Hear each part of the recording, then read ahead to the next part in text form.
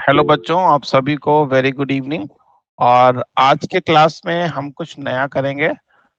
आप लोग को सभी को पता है कि विद्या ज्ञान का पेपर आप लोग का होने जा रहा है, और विद्या ज्ञान के पेपर में आप लोग को अलग अलग सेक्शन आते हैं, जिसमें से एक सेक्शन होगा आपका सामान्य ज्ञान का, जनरल अवेयरनेस का।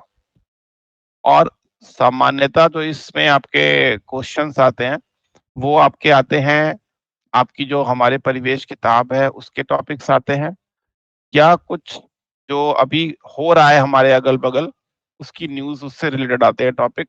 कुछ कॉमन सेंस से रिलेटेड टॉपिक भी आते हैं। ठीक है, तो सबसे पहले हम लोग आज के क्लास में क्या करेंगे, हम लोग एक टॉपिक है जो कि आपका हमारे परिवेश का पहला चैप्टर पेज नंबर 10 पे है, उत्तम स्वास्थ्य। ठीक है ना, उस टॉपिक को एक ब्रीफ में कवर करेंगे, और फिर आप सारे बच्चे उस चैप्टर को अच्छे से पढ़ेंगे, और फिर हम क्वेश्चन देखेंगे कि कैसे क्वेश्चन हमारे विद्या ज्ञान में आ रहे हैं। तो सबसे पहला क्वेश्चन जिसका जवाब किसी को नहीं देना है, सिर्फ सोचना है, पोषक तत्व क्या होते हैं और कितने होते हैं।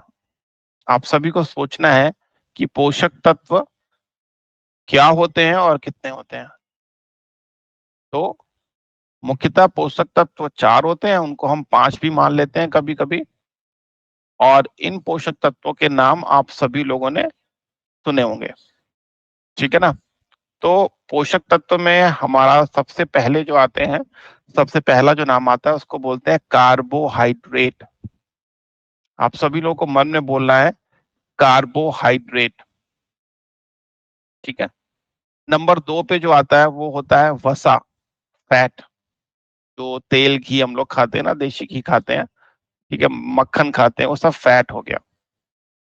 नंबर 3 में आता है आपका प्रोटीन। ठीक है ना, प्रोटीन ये हम लोग को बहुत चीजों से मिलता है। आपकी मम्मी लोग बोलती होंगी दूध पीने के लिए, तो वो प्रोटीन हो जाता है। तो कार्बोहाइड्रेट, प्रोटीन और वसा, ये हमें बहुत अधिक मात्रा में चाहिए होता है डेली खाने के लिए। और जो चौथी टाइप आती है उसको हम 1 भी मान सकते हैं, 2 भी मान सकते हैं, जिसमें हमारे आते हैं vitamin and minerals. Vitamin and minerals आते हैं जो कि हमें बहुत कम मात्रा में चाहिए होते हैं। तो अगेन मैं बता रहा हूं आपको कि पोषक तत्व हमारे लिए बहुत जरूरी है, हमारे शरीर की ग्रोथ के लिए, हमारे शरीर में कोई बीमारी है उससे लड़ने के लिए, हमारे शरीर को स्वस्थ रखने के लिए, ठीक है ना, हमें एनर्जी देने के लिए, इन सारे कामों के लिए पोषक तत्व बहुत जरूरी है, जो कि हमें खाने से मिलते हैं, जो भी हम खाते हैं। और ये 4 या 5 कैटेगरी में हम लोग बांट सकते हैं। तो यहाँ पर देखिए आपको 4 दिख रहा है। एक हो गया कार्बोहाइड्रेट, जो कि हमें आलू में, गेहूं में, चावल में, ठीक है ना, इन सब ब्रेड में, इन सब चीजों में मिलता है। फैट हो गया यानी वसा, जितनी भी चिकनी चीजें हैं, जितने भी तेल खा रहे हैं, घी खा रहे हैं, उसमें मिलते हैं। प्रोटीन हमें मीट में मिलता है, एग में मिलता है, दूध में मिलता है, और बहुत सारी चीजों में मिलता है। और इसके अलावा 2 नाम जो इसमें अलग से नहीं दिख रहे हैं, वो है बहुत इंपॉर्टेंट, बहुत कम मात्रा में चाहिए होता है, लेकिन वो है कौन से, विटामिन और मिनरल्स। तो ये जो पहला अध्याय आपका है, ठीक है ना, उत्तम स्वास्थ्य, इसमें इन 5 चीजों को कवर किया गया है। तो आपका काम क्या है कि आप इस पूरे चैप्टर को अच्छे से पढ़ेंगे। आपको क्या क्या चीजें पढ़नी है, पहले पढ़ना है आपको कि कितने पोषक तत्व हैं, वो हमें कहाँ से मिलते हैं, उनकी कमी से हमें कौन कौन सी बीमारियां होती हैं, ठीक है, और क्या चीज हम खाएं अधिक मात्रा में कि हम उन बीमारियों से ऊपर उठ सकें। तो ये टॉपिक अगर आपने कवर कर लिया तो आपका 1-2 क्वेश्चन विद्या ज्ञान के पेपर में जरूर इस चैप्टर से आएगा।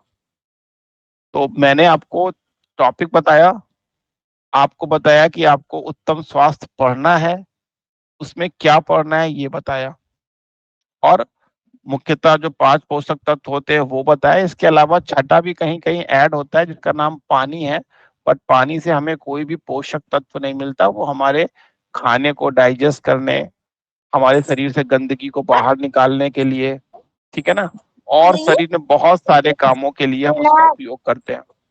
ठीक है, तो जो अनम्यूट हो गया है वो म्यूट करे, कौन बच्चा अनम्यूट हुआ है।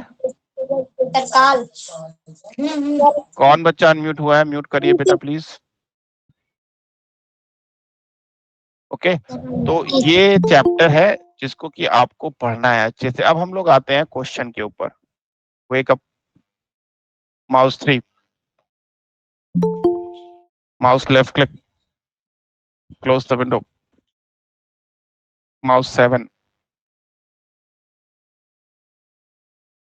979 क्लिक, 1 क्लिक, माउस 1, 2 3 क्लिक,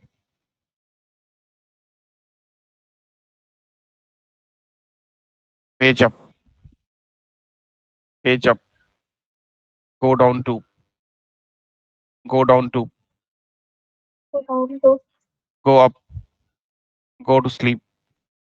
तो अब हम क्वेश्चन देखते हैं। मैंने टॉपिक आपको बता दिया, क्या पढ़ना है ये बता दिया। अब हम लोग क्वेश्चन देखते हैं। तो ये सेक्शन डी है जिसको जनरल अवेयरनेस या सामान्य जागरूकता कहते हैं।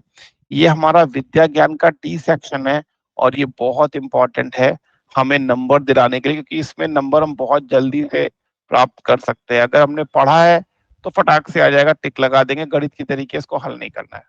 ठीक है, जो पहला क्वेश्चन है जो कि इसमें 91 दिखा रहा है वो बहुत ही सिंपल है।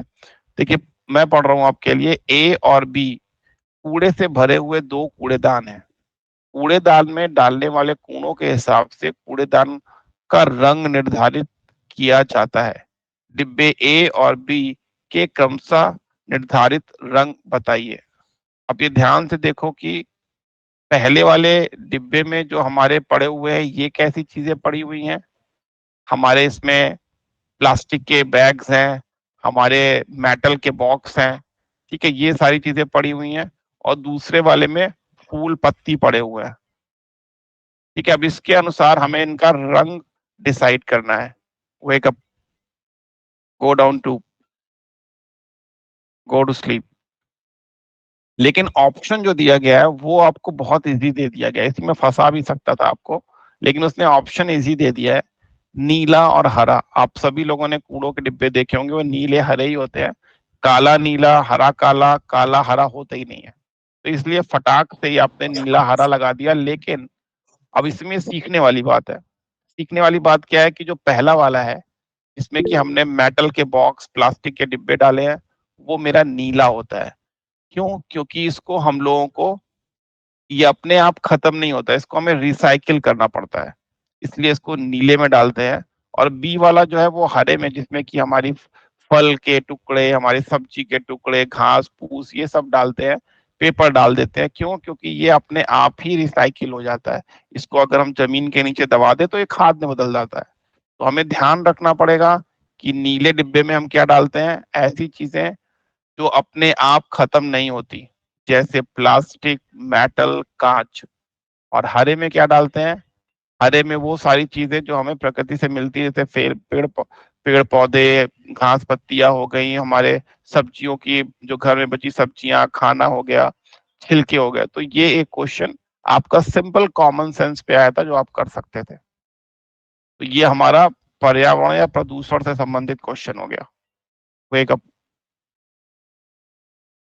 Page down, go to sleep. अब देखो ये क्वेश्चन थोड़ा इंटरेस्टिंग है। इसमें लिखा है कि गांठदार त्वचा रोग से पंजाब, गुजरात और राजस्थान जैसे कई भारतीय राज्यों में कहर बरपा रखा है। पिछले कुछ महीनों में हजारों की मौत हो गई है, जानवरों की मौत हो गई है, खासतौर पे वो जानवर जो दूध देते हैं जैसे भैंसे और गाय। यह रोग निम्नलिखित में से किसके कारण होता है? तो ये एक क्वेश्चन हमारा करंट अफेयर का हो गया कि ये आज जब ये पेपर आया होगा उस समय ये दिक्कत होगी। तो इसे लंपी स्किन बोलते हैं। स्किन लटक जाती है, जानवर दूध देना बंद कर देते हैं और वो मर जाते हैं। तो ये प्रॉब्लम से किससे होती है? अलग अलग तरीके के हमारे सूक्ष्म जीव होते हैं, उनके नाम लिखे हैं, विषाणु, जीवाणु, कवक और प्रोटोजोआ। इसमें से ये किससे होती है, ये टिक लगाना है। तो अगर हम इसको ध्यान से देखेंगे, अगर आप में से किसी को पता होगा, तो ये वायरस से होती है। और वायरस को हिंदी में हम लोग विषाणु कहते हैं। तो ये एक वायरस से होने वाली बीमारी है जिसका कोई इलाज नहीं है। तो क्वेश्चन नंबर 92 का आंसर ये हो गया। ये हमारा करंट अफेयर का यानी कि सामान्य ज्ञान जो आजकल अगल बगल हो रहा है उस पर संबंधित है। अब आते हैं अगले क्वेश्चन पे। Wake up, go down 5, go up 2, go to sleep. अब इस क्वेश्चन में क्वेश्चन के उत्तर से अधिक महत्वपूर्ण है कि क्वेश्चन वो क्या पूछना चाह रहा है। मनोज को कम रोशनी की चीजों को देखने में दिक्कत होती है। डॉक्टर ने उसकी दृष्टि का परीक्षण किया और एक विशेष विटामिन पूरक पूरक निर्धारित किया तथा साथ ही उसे आहार में कुछ खाद्य पदार्थों को शामिल करने की सलाह दी। मनोज को निम्न में से कौन से खाद्य पदार्थों का समूह चुनना है। देखो, अगर इसको ध्यान से क्वेश्चन को देखो तो इसमें बीमारी का नाम भी नहीं बताया है और बीमारी किस विटामिन से हो रही ये भी नहीं पूछा है। वो बोल रहा है कि आंख में उसको दिखने में दिक्कत हो रही है और बोला है कि क्या खाने में उसको मिलना चाहिए। तो कहने का मतलब है कि अगर आपको पता है कि कौन सी विटामिन से कहाँ की दिक्कत आती है और उस विटामिन को हम किस खाने से दूर कर सकते हैं, तो ये आप फटाक से कर लोगे। तो जब आप कल पहला चैप्टर अपना पढ़ोगे तो आपको ये देखना पड़ेगा, ये मैं आपके लिए टास्क दे रहा हूँ कि आंख में अगर दिक्कत आ रही तो कौन सा विटामिन इन्वॉल्व है और उस विटामिन को हम किन चीजों से क्या चीज खाएं कि हम दूर कर सकते हैं। तो ये 93 क्वेश्चन आपका काफी हद तक आपके सिलेबस का आ गया है। Wake up, go down 5, go up, go to sleep. अब देखो, ये क्वेश्चन भी देखो, अधिकतर क्वेश्चन, पहला क्वेश्चन भी देखो तो वो भी पर्यावरण पे था, ये भी क्वेश्चन पर्यावरण पे है। आधुनिक किसान हवाई जहाज की मदद से फसलों पर कीटनाशकों का छिड़काव करने में के पक्ष में है। आपने फैजाबाद में इसको नहीं देखा होगा, यूपी में नहीं देखा होगा, बट ये इंडिया में होता है। लेकिन पर्यावरणविदों का एक समूह इसके पक्ष में नहीं है। उनका कहना है कि इससे प्रदूषण के रूप में पर्यावरण को नुकसान होता है। तो बताइए कि किस प्रकार का प्रदूषण होने की संभावना है। तो केरल में, केरल एक राज्य है, अगर आपने नाम सुना होगा, साउथ में पड़ता है। वहां पर क्या बोलते हैं, बहुत बड़े बड़े फॉर्म्स होते हैं, बहुत बड़े बड़े। तो उसमें कीड़े ना लगे इसके लिए हेलीकॉप्टर या हवाई जहाज से कीटनाशक दवाएं डाली जा रही थी बहुत सारे समय से। और उससे प्रॉब्लम क्या हुई कि वहां पे बहुत सारी दिक्कतें आने लगी। पानी खराब हो गया वहां का, वहां पे रहने वाले लोगों को शरीर में दिक्कतें आने लगी, मिट्टी खराब हो गई। तो ये है तो बहुत इजी, हेलीकॉप्टर में रखा और ऊपर से डाल दिया। लेकिन जो कीटनाशक फसलों में जा रहा है वो पानी में भी जा रहा है, हवा में भी जा रहा है, हमारे शरीर के अंदर भी जा रहा है। तो ये जो हवाई जहाज से पेस्टिसाइड डाली जाती है, इससे कौन कौन से प्रदूषण होते हैं। वायु प्रदूषण, मिट्टी का प्रदूषण, वायु प्रदूषण, जल प्रदूषण, जल प्रदूषण, मिट्टी का प्रदूषण, वायु, जल और मिट्टी का प्रदूषण, तीनों प्रदूषण। तो ये इसमें आपको एक चुनना है कि इसमें कौन से प्रदूषण सबसे ज्यादा हो सकते हैं जब हमारा स्प्रे किससे हो रहा है, हवाई जहाज से हो रहा है। ठीक है ना। अब इसमें ए है, बी है, सी है, डी है, ये देखने वाली बात है। लेकिन कोई भी चीज जब हेलीकॉप्टर से डाली जा रही है तो मिट्टी तक पहुंचने से पहले पहले वो कहाँ पहुंच, मिट्टी तक पहुंचने से पहले पहले वो सबसे पहले वायु में जाएगी। वायु में ही, हम आपको पता होगा, वायु में रहेगी तो पानी बरसने के साथ वो जमीन में भी जाएगी और जब जमीन में जाएगी तो मिट्टी में भी जाएगी। तो जो मुझे लगता है, मेरे अकॉर्डिंग इसमें डी होना चाहिए कि तीनों चीजों को प्रभावित करेगी। और इसीलिए जो आपके पर्यावरणविद, मतलब वो लोग जो पर्यावरण के लिए, सुरक्षा के लिए आवाज उठाते हैं, वो इसको बंद करने को बोल रहे हैं और ये बंद हो भी चुकी है। तो देखिए क्वेश्चन कहाँ से पूछ रहा है और आपसे क्या वो उस क्वेश्चन से निकालना चाह रहा है। इसको समझने की जब कोशिश करोगे तो आपकी आने वाली पढ़ाई अलग तरीके की होगी। Wake up, page down, go to sleep. Rini ने विपिन के से एक गिलास पानी मांगा। उसने उसे एक गिलास बर्फ का ठंडा पानी दिया। रिनी ने गिलास के बाहरी सतह पर पानी के कुछ बूंदों को देखा और विपिन से पूछा, पानी की ये बूंदें कैसे बनी। तब निम्नलिखित में से विपिन का उत्तर होना चाहिए। अब आप सब लोगों ने ठंडा पानी पिया होगा और आप सब लोगों को, बेटा ये म्यूट कौन अनम्यूट कर रहा है बार बार बोलने के बाद? प्लीज म्यूट रखिए।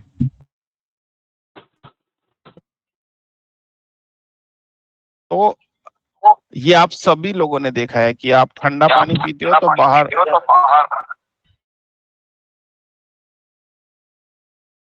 जो भी मीटिंग होस्ट है वो म्यूट कर दे जिसने अनम्यूट किया अपने आप को। तो आप सभी ने देखा है कि पानी की बूंदें बाहर आ जाती हैं। कैसे आ जाती हैं? क्या गिलास के अंदर से होके आ जाती हैं, गिलास के ऊपर से होके आ जाती है, कैसे आ जाती है? अब देखो इसमें 4 ऑप्शन दिए हैं। गिलास से पानी का वाष्पीकरण हो जाता है, यानी गिलास से पानी का गिलास जो है उससे पानी उड़ जाता है। गिलास से पानी रिस के बाहर चला जाता है, यानी जो कांच है उससे रिस रिस के बाहर चला जाता है। ये है वायुमंडलीय जलवाष्प का वाष्पीकरण, यानी जो वायुमंडल में जलवाष्प है वो उड़ जा रही है। और चौथा है वायुमंडलीय जलवाष्प का संघनन। आप सभी को पता है कि हमारी हवा में पानी है, वाष्प है, लेकिन जब वो गिलास के टच में आती है, ठंडी होती है, तो वो वाष्प पानी में बदल के पानी की बूंदों के रूप में गिलास के चारों तरफ जम जाती है। इसका डी ऑप्शन सही है। ये आप सभी ने देखा है, लेकिन ये हो क्यों रहा है? क्योंकि वायुमंडल में जो जलवाष्प है वो ठंडी होकर के संघनन हो जा रहा है और वो जलवाष्प से पानी में बदल जा रही है। वो 95 का डी ऑप्शन सही है। Wake up, go down 5, go to sleep. Bharat एक प्रायद्वीपीय देश है। अब ये क्वेश्चन 96 बोल रहा है कि भारत एक प्रायद्वीपीय देश है। निम्नलिखित में से कौन सा विकल्प इस कथन की सबसे अच्छी व्याख्या करता है? हमारे देश, ऑप्शन ए है हमारा देश प्राकृतिक रूप से विविधताओं से भरा है। बी लिखा है हमारा देश 3 तरफ से जल से घिरा हुआ है। सी लिखा हुआ है देश में 28 राज्य और 8 केंद्र शासित प्रदेश हैं। और डी हमारे देश में समुद्र के मध्य अनेक द्वीप हैं। तो जिसको महाप्रायद्वीप पता होगा वो इस सवाल को तुरंत कर लेगा, जिसको नहीं पता होगा वो घूमता रहेगा। प्रायद्वीप उसी को बोलते हैं, ऐसी जगह जो 3 तरफ से पानी से घिरी होती है उसको प्रायद्वीप कहते हैं।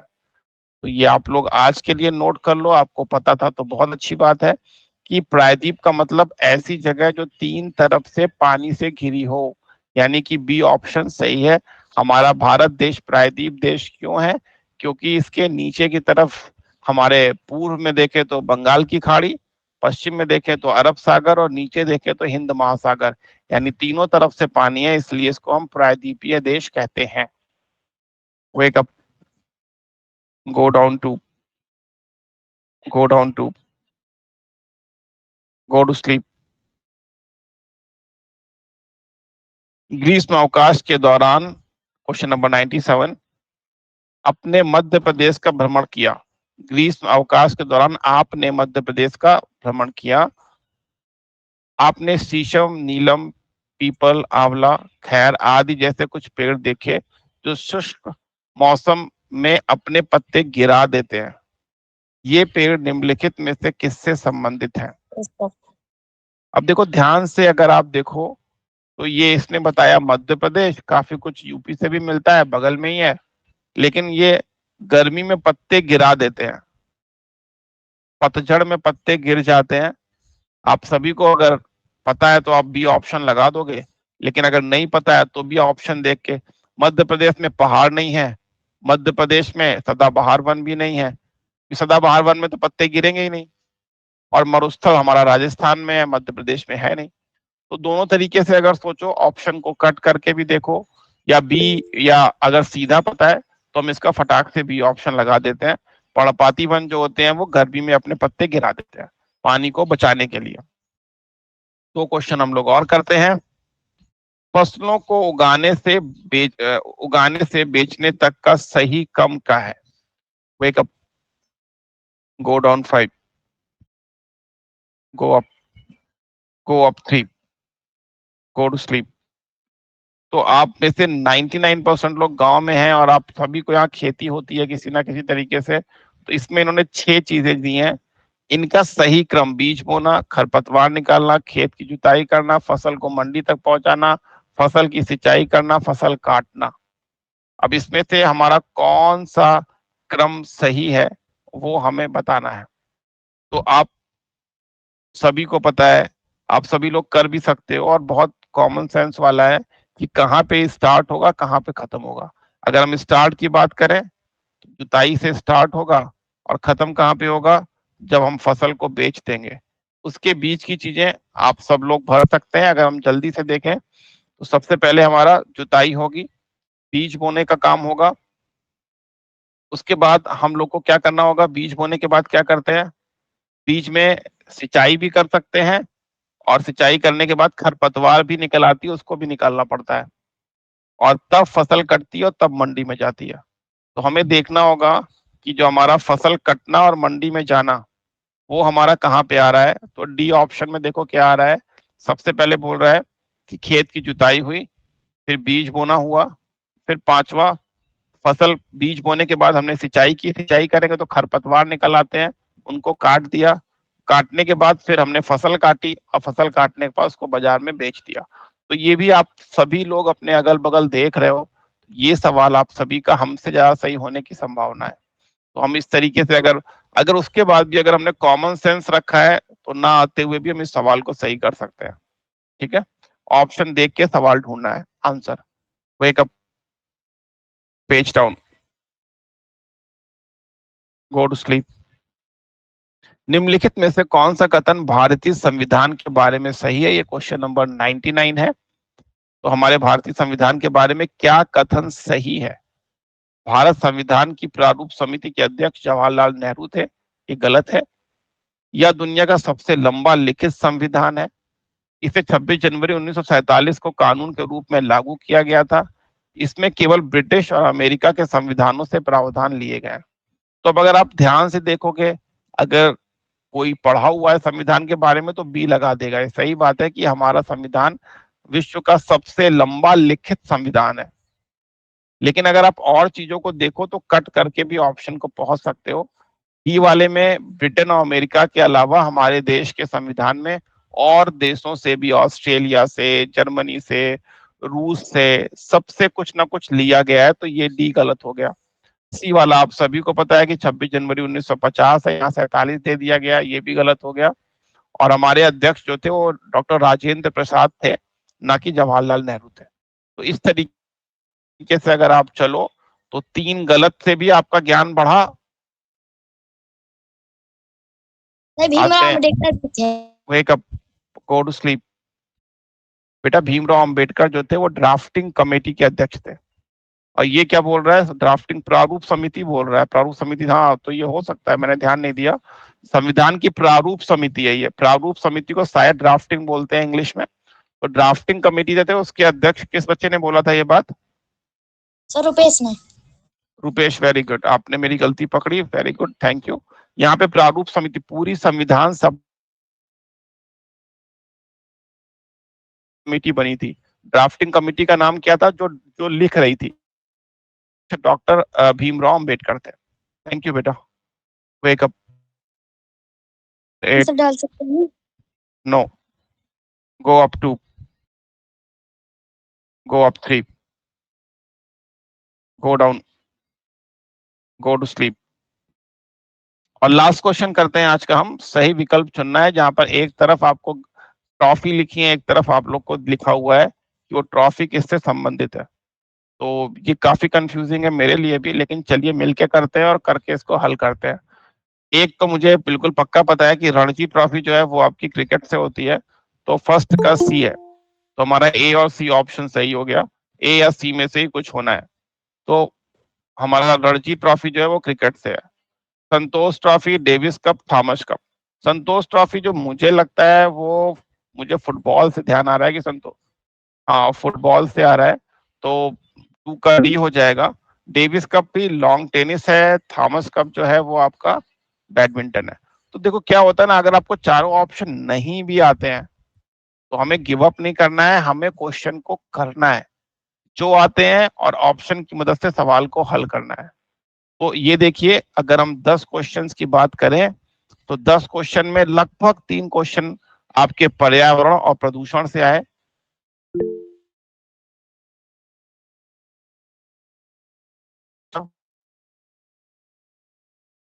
से कॉमन सेंस पे आए, यानी कॉमन सेंस क्या, लेटेस्ट नॉलेज पे आए कि अभी लिम्प स्किन किससे होता है, या अगर हम बोले कि आपका वो जो हेलीकॉप्टर से स्प्रे किया जा रहा है उससे कहाँ प्रॉब्लम आ रही है, कहाँ कहाँ प्रदूषण हो रहा है, तो वो थोड़ा सा जनरल अवेयरनेस था। और ये वाला क्वेश्चन देखो कहाँ से आ गया, खेल से आ गया, कि कौन सी ट्रॉफी, ये इंडियन ट्रॉफीज है, इंडिया के अंदर होती है, कौन सी ट्रॉफी किस खेल से संबंधित है। तो आज ही आप लोग याद कर सकते हो कि रणजी क्रिकेट से हो गई, संतोष फुटबॉल से हो गई, डेविस जो हो गई वो आपकी क्या बोलते हैं लॉन्ग टेनिस से हो गई, और थॉमस कप बैडमिंटन से हो गया।